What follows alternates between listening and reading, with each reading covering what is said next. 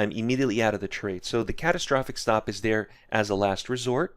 The prove it stop will get me out at a smaller loss, so you're not always risking just one hard stop. And the time-based stop is also win, lose, or draw, typically 4 or 5 candles after you enter.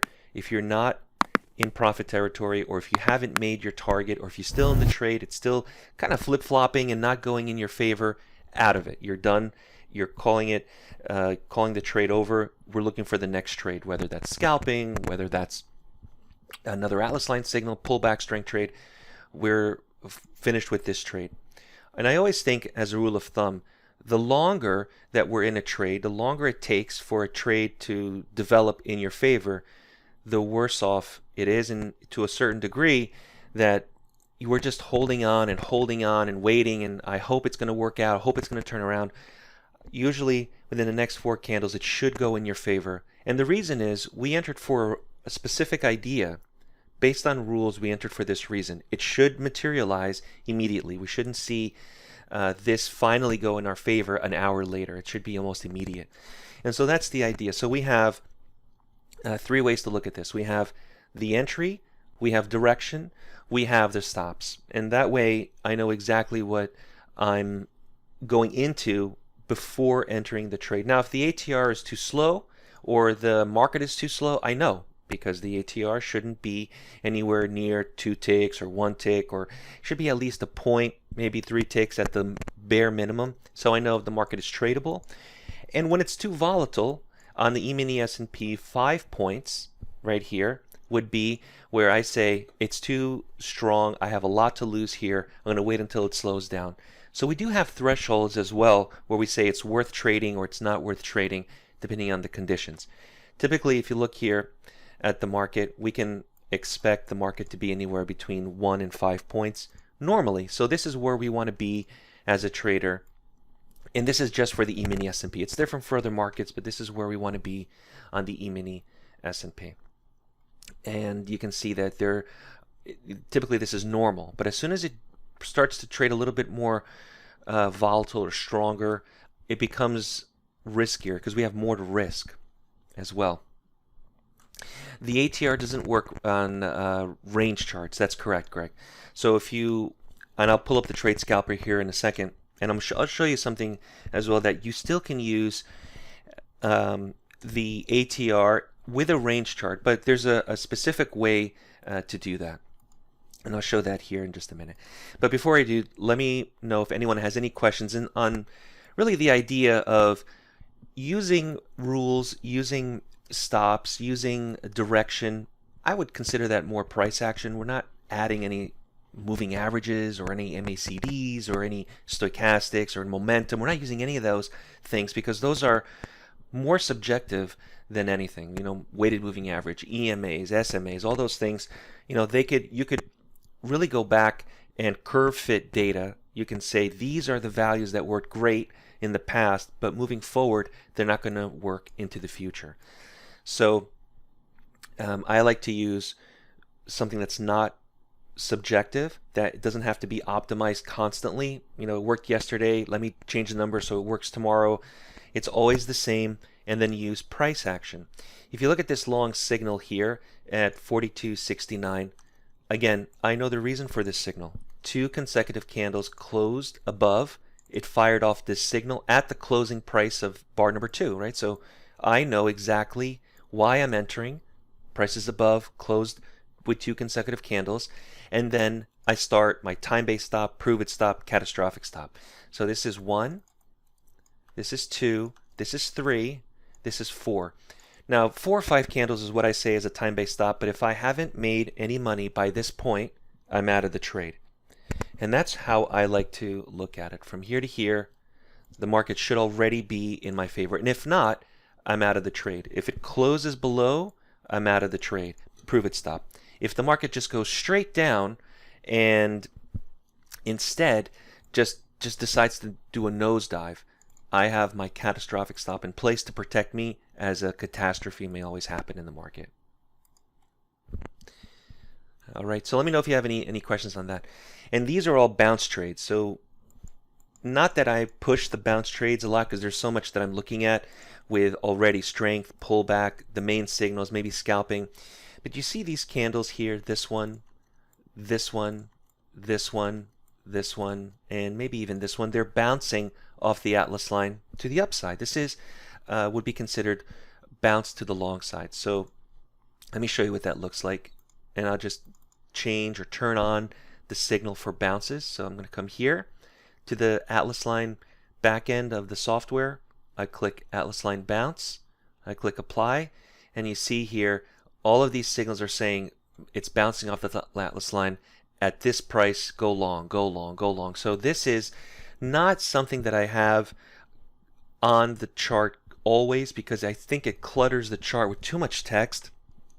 So even though I think the signals are good, and I want you to, and we teach this, so it's not something that's a surprise. It's a bounce off the Atlas line, and the signal will fire off. It's not something that I want you to add to the chart, especially those of you who have the Atlas line know this because you've been through the training. But you can see the signals that are telling you to go long because the market is bouncing off. And the same thing, this one is a bounce to the short side, and so is this one here, and so is this one here, and this one here, bounce to the short side. Just to show you a little bit on the signals that it generates. All right. Right, so Larry has a question here. How do you get out of the trade if a market moves against you heavily, right? Very strong, right? So how do you exit the market moves strong against you in your position? So when you enter into a trade, I like to use already the ATM strategy. If you're not, are you familiar, Larry, with the ATM strategy or having the targets and the stops placed for you automatically? NinjaTrader offers that, and I think a lot of other trading platforms can offer that as well. So as an example, let me just bring up here the simulator dome to show you what I mean.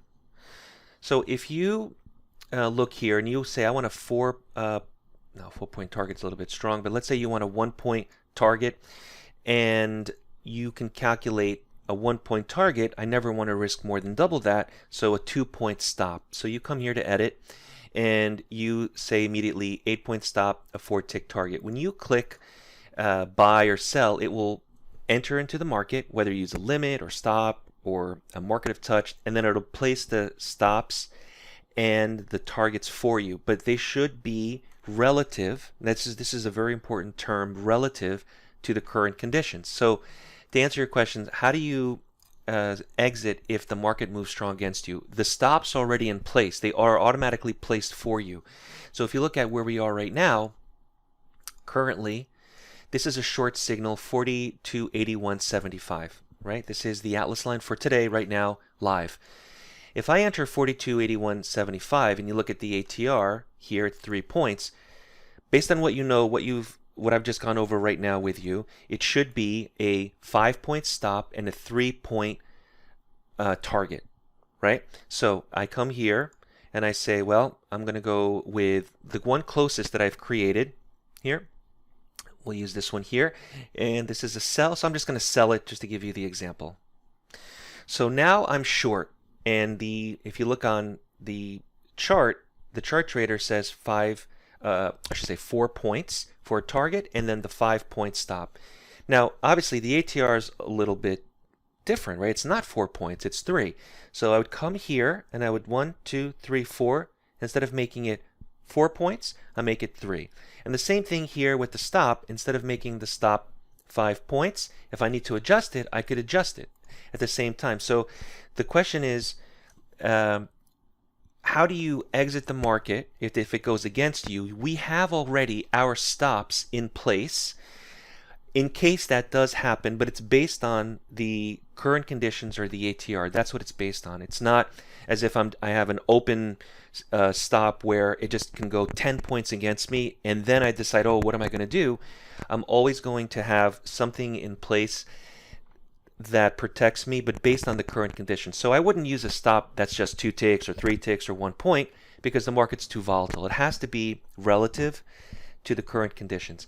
Now, if it closes above the Atlas line and I'm able to get out at a smaller loss, that's the prove it stop, then I'd be out of the trade. All right. Larry? So that's how that would work. Now, after 4 candles, let's say it doesn't work after 4 candles, I just click the close button. And so it could be a small loss, it could be a break-even trade, it could be a small win. It doesn't always have to be the catastrophic stop. And I think that's what a lot of traders, when they see me trade, or when they think about, wow, he's got a stop that's a little bit larger than most, it's only to keep you in the trade. It's a catastrophic stop, right? In case of a catastrophe. Instead, use the time-based stop and the prove-it stop or something else to get you out if the market doesn't go in your favor. So it's really the idea of, these are the conditions, let me have a stop that's a little bit larger than those conditions to keep me in the trade if in fact a catastrophe happens. All right, Larry? Let's see what else we have. Let me see, I'm not sure if I sent these questions. I'm just forwarding the questions to everybody. That's right. Well, it's not always 2 times. It's a maximum of. So if you're looking at the current conditions, let's say the ATR is at 4 or 5, you can't double that. That's just too big of a stop. You max out at 5 points, Larry. And actually, it should just be a little bit larger than 1 times the ATR. That's really what it comes down to. All right. So that's how I keep myself in the trade. I don't want to get out of the trade just on random movement as the market just gyrates up and down within a certain range. I want to make sure that I'm just beyond that to keep me in the trade. Could you adjust the chart trader as well on the Superdome and on the chart as well? This is for Jason. So yes, Jason, you can do that. So if you look at, for example, adjusting on the chart trader itself, moving this up or down, you click on it, or you can move this up or down like this. So this is, kind of the same thing, working from the chart trader or working from this here. It works in the same way. This is for Jason. Jason, hopefully I answered that question. Could you adjust the chart trader as well from the Superdome? Or yes, the chart trader is added to the chart. You click on or click off, or you click over here in the chart trader. There's a menu here where you can do the chart trader right from the chart itself or from the dome. So I like the Superdome personally, and so that I can adjust everything on the Superdome. And after the market makes a significant amount of target, let's say, or of profit, and it comes back to break even, there's nothing wrong as being a good manager of the trade to just click close, right? I mean, if the market just misses my target and I didn't get filled for whatever reason, maybe I'm using limit orders, not enough traders, there's nothing wrong with clicking close just like this. You're limiting your risk. You've said, well, it almost made my target, or it hit my target, or whatever the case may be. There's nothing wrong with closing out the position as well. All right, very good, Jason. So for Jason, Larry, Christian, Ben, everybody else here in the room, let me know if you have any questions on anything I've done so far. And by the way, you can look at the signals or the orders that you placed on the chart. If we come here to data series, right click on the chart and choose data series, and down here it says plot executions. You can go ahead and click markers only or text and markers. This is something I get a lot of questions on how do you put the labels on the chart. You can see those are the entries and exits for whatever type of trading that you're doing. You can see whether it's practice or live trading or sim. This is, I think, good to have, because then you can see where I entered, where I exited. Part of trading isn't just, buying a course or software and, going live the following day. Trading, I think, takes a little bit of study, practice. We offer the NinjaTrader Simulator for free with live data, so you don't have to spend any money on data while you're practicing before going live, and I want you to practice. So the important part of this is not just, buying a course or software and then say, here you go and good luck. It's take the time, ask questions. There's traders for the last 3 or 4 years that email me out of the blue that bought the Lifetime Atlas line or Mentorship even 3 or 4 years ago and say, hey, I saw this in the market. I've never seen this before. Can you help me, answer this question? And that's part of the DayTradeToWin philosophy, is helping our traders, not just now or 6 months, but any questions, any times into the future that you may have. So it's nice to see that the traders that I've worked with over the years are still looking and using my software, as well as trading and asking questions. So those of you who are new to trading, this is not, our organization is not, an overnight pop-up startup. We've been around for 12 plus years. If you're new to day trading and want to learn more on the benefits of trading the markets, visit DayTradeToWin.com, join the next mentorship class starting later this month, and subscribe to the Day Trade to Win YouTube channel. We focus on price action and work exclusively with new and beginner traders who want to learn more on how to prosper from trading.